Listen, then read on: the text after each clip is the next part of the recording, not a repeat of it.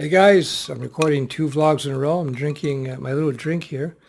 This is actually some fruity tea that I cook and then I freeze. So it's very tasty, but it's no sugar, so it's actually pretty good for you. At least that's what I think. Anyhow, so this is a vlog. Of course, I'm doing it on my little webcam here. It's just much easier. This is a vlog I think many people have been waiting for. My top 5 developer contract clauses. So these are top 5 clauses I think you should include in any developer contract. Number 1, the 33 split clause in terms of the payment. It should be at the top or somewhere near the top. I've discussed this in another video. You can look it up. Another clause that should be in there, put it down a little bit near the bottom. Just like when you buy a car, you own the code until the final payment is made. Remember that. You own the code until the final payment is made. Just like if you buy a car, until you make that final payment, Ford owns that car. And if they balk at this particular clause, just remind them of the car clause.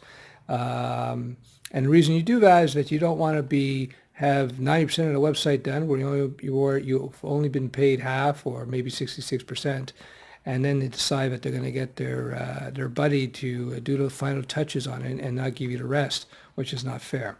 So you own the code and don't give up the code until you get payment in full, whether it be an app, a website, a web app, whatever. Number three. Maximum 3 revisions of a website or app. You got to put that in there. After you give the first draft, they have 3 revisions and they got to sign off on every revision.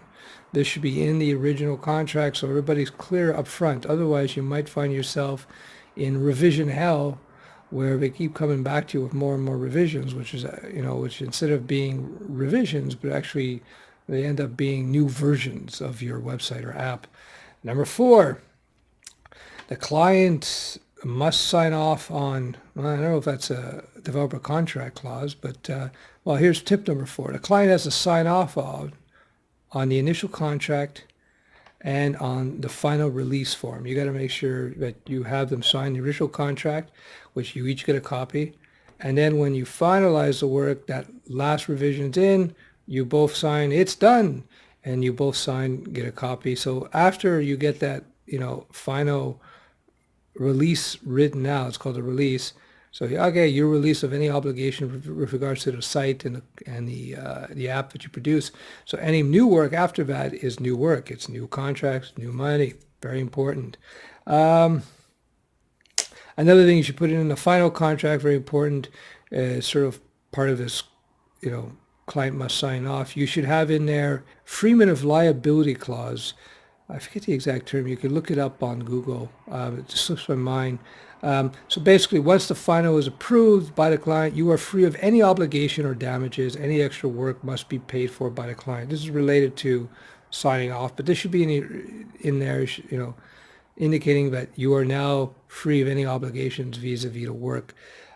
So he can't come back or she can't come back and give you crap for whatever happens, Software breaks, but you can't be held accountable for website revisions and updates. What happens if you put up a web app and then their web server changes some configuration in cPanel and everything blows up? You can't be held responsible for that. So that's why you got to have that clause, which, everything is dated, of course. Make sure everything is dated and make sure you have a signed copy, your own signed copy.